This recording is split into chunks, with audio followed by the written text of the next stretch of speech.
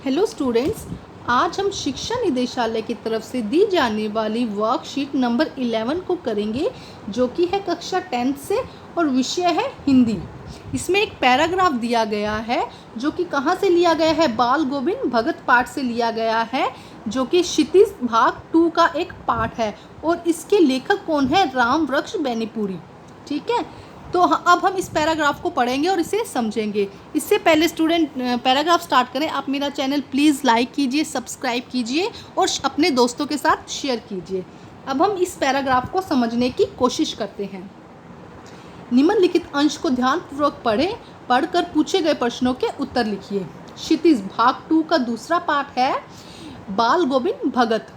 राम वृक्ष बेनीपुरी द्वारा रचित बाल गोविंद भगत नामक यह पाठ एक रेखा चित्र है। तो इसके लेखक कौन है, राम वृक्ष बेनीपुरी, जिन्होंने कौन सा पाठ लिखा है, बाल गोविंद भगत। ठीक है, तो इसमें क्या कहा गया है, नामक ये पाठ कैसा है, एक रेखा चित्र है। तो रेखा चित्र क्या है, अभी हम यही समझेंगे।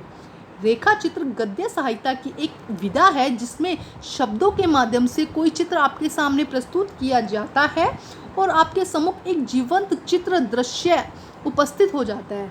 इसमें क्या कहा जा रहा है कि आपके सामने कोई चित्र नहीं रखा जाता, कुछ शब्दों के माध्यम से, मतलब शब्द रखे जाते हैं जिससे आपके दिमाग में एक चित्र बन जाता है।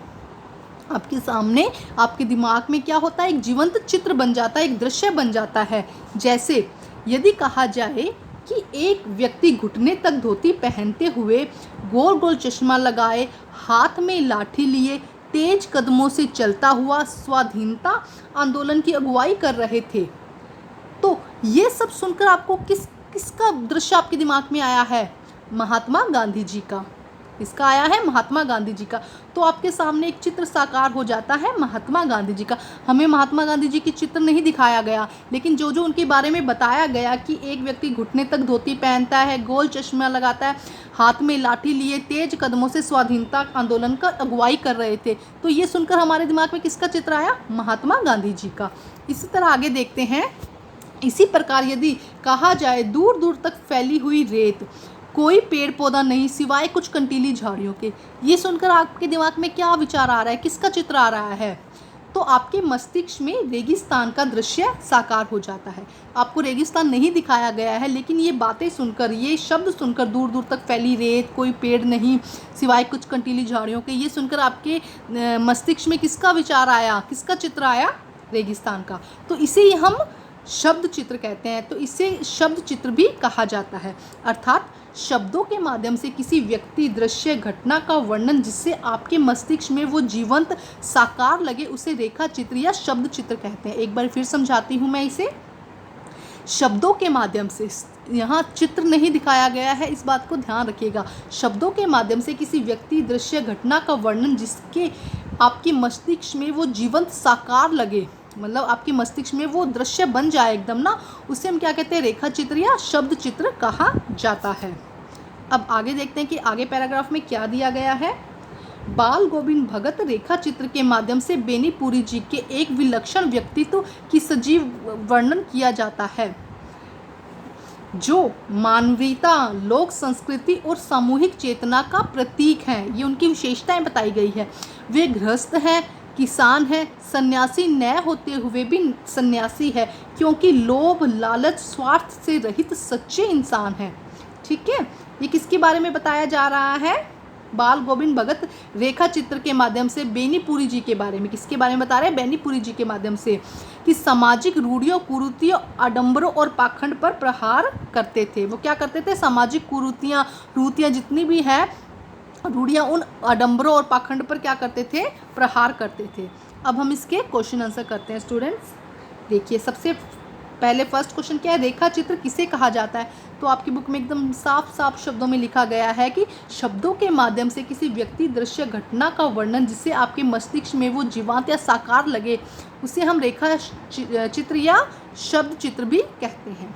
ठीक है, सेकंड, रेखा चित्र की क्या विशेषता होती है, रेखा चित्र की क्या विशेषता होती है, यही आएगा कि शब्दों के माध्यम से जब कोई क्या है, जिससे कि शब्दों के माध्यम से कोई चित्र आपके सामने प्रस्तुत किया जाता है और आपके सम्मुख एक जीवंत चित्र या दृश्य उपस्थित हो जाता है। आपको क्या चित्र नहीं दिखाया जाता, लेकिन उसमें ऐसे शब्दों का प्रयोग किया जाता है जिससे कि वो क्या हो, आपके सामने एक, आपके मस्तिष्क में एक चित्र बन जाए। तो इसे हम कहते हैं, ये क्या है, रेखा चित्र की विशेषता है।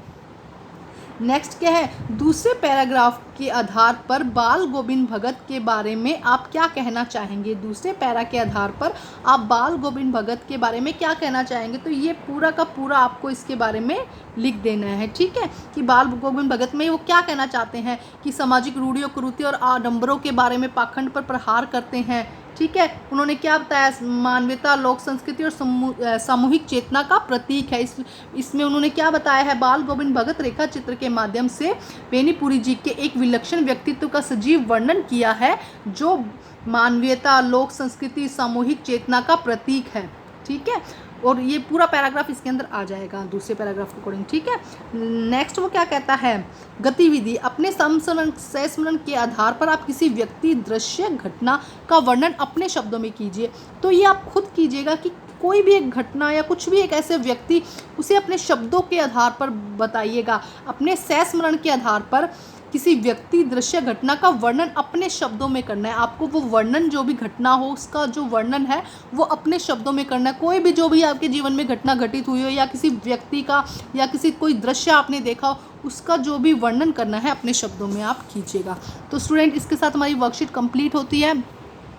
आप इस वर्कशीट को अपनी नोटबुक में कर लीजिएगा और अपने टीचर से चेक करवाइएगा, और प्लीज़ मेरे चैनल को सब्सक्राइब कीजिए। Thank you students.